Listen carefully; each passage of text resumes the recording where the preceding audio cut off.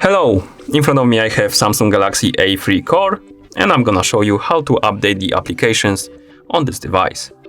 To update the applications on this device, we need to open the Play Store, or rather Google Play Store first. To do it, tap on this icon right here. Of course, to use the Google Play Store, you need to be logged in into a Google account on your phone, and you need to have the access to the internet. And as you can see, I am connected to the network. Okay, after you open the App Store, tap on the menu icon right here on the left side, then tap on My Apps and Games, and here we have Updates category. As you can see, it's selected, and after a few seconds you should see the updates pending list, basically the apps that have the updates available for them.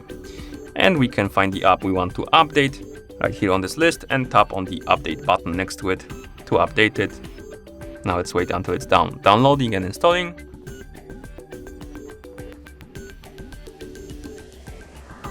Now it's done. So after it's done installing, it's gonna disappear from this list, as you can see, and you will have one less update pending on this list.